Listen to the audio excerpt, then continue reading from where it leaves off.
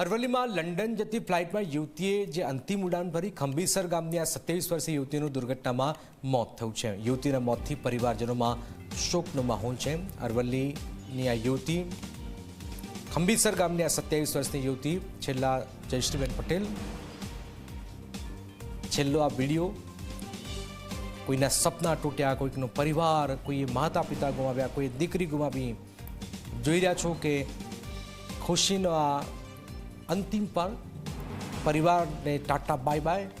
પણ શું ખબર હતી કે આ અંતિમ સફર છે ને અંતિમ ટાટા બાય બાય છે।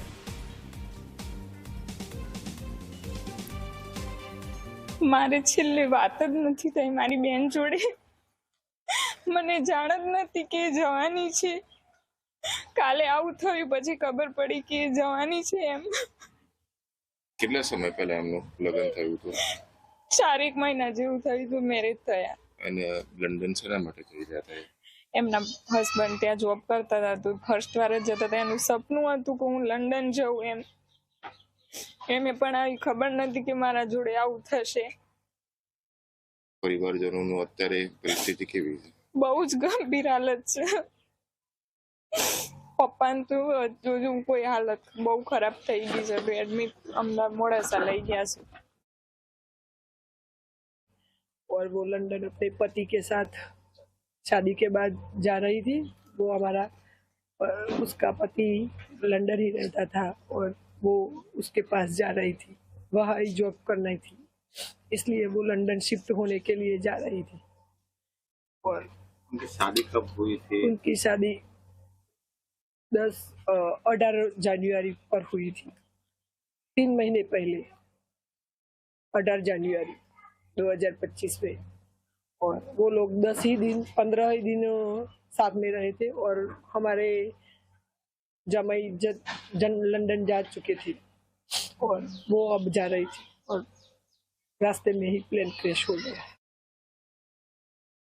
અમદાવાદ લંડન જતી જે ફ્લાઇટની દુર્ઘટના ઘટી હતી તેની અંદર મોટા પાયે જાનહાનિ થઈ છે।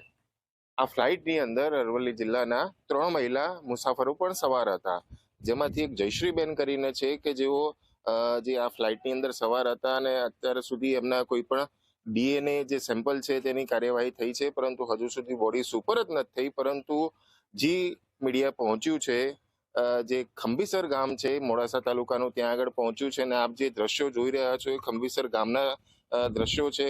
અને આ જે તમને દ્રશ્યો દેખાઈ રહ્યા છે તેની બાજુમાં જ જે જયશ્રીબેન હતા તેમનું મકાન આવેલું છે। આખા સમગ્ર ગામની અંદર અત્યારે સોપો પડી ગયો છે। ત્યારે કેટલાક તેમના પાડોશીઓ છે તેમની સાથે આપણે વાત કરીશું।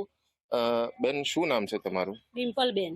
ડિમ્પલબેન, અને શું જયશ્રીબેન ની ઉંમર કેટલી હતી ને જયશ્રીબેનની ઉંમર 27 વર્ષ। 27 વર્ષની અંદર કેટલા સમય પહેલા એમનું લગ્ન બગન થયું? 4 મહિના પહેલા। 4 મહિના પહેલા જ થયું?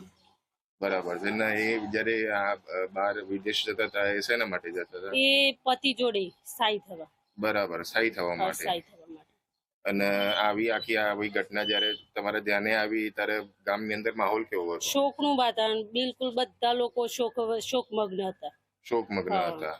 હજુ સુધી તમને એવા કોઈ સમાચાર મળ્યા ખરા કે ક્યારે એમની શું અત્યારે પરિસ્થિતિ છે? અત્યારે તો કોઈ એવી પરિસ્થિતિ જાહેર નથી થઈ કે ડેડ બોડી મળી હોય એવી। બરાબર છે। એમના પરિવારજનોનું શું કેવું છે? પરિવારજનો એમ કે અમારી દીકરી અમારું ડેડ બોડી કોઈ પણ સમાચાર મળે તો સારા એમ। બરાબર છે। ગામની અંદર આડોશ પડોશ છે, અત્યારે કેવો માહોલ હતો? એમના જોડે તમારા સંબંધો કેવા હતા? સારા, રિલેટિવ તો બધા જોડે સારા હતા એમના। બરાબર છે। તો જે રીતના તેમના પડોશીઓ સાથે આપણે વાત કરી છે, આખું ગામ જે છે એ શોકમગ્ન થઈ ગયું છે। તેમના પરિવારના જે એમના પરિવારજનોમાં તેમના મા બાપ છે, એમના મા બાપને હજુ સુધી અડોશ પડોશે હજુ કોઈ જાણ નથી કરી કે તેમની પરિસ્થિતિ શું છે। હાલ પરિવારજનોએ ડીએનએ જે ટેસ્ટ છે એ પણ આપી દીધું છે, સેમ્પલ પણ આપી દીધું છે, પરંતુ હજુ સુધી જે ડેડ બોડી છે, ડેડ બોડી મળવાની જે પ્રક્રિયા છે તે હજુ પણ અધૂરી છે। પરંતુ જે રીતના અરવલ્લી જિલ્લાના 3 મુસાફરો એક સાથે હતા, તેમાંથી જયશ્રીબેન પણ એક હતા, જેના કારણે આખા ગામની અંદર અત્યારે શોકનો માહોલ ચાલી રહ્યો છે। અરવલ્લીના ખંભીસરથી મહર્ષ ઉપાધ્યાય, જી મીડિયા।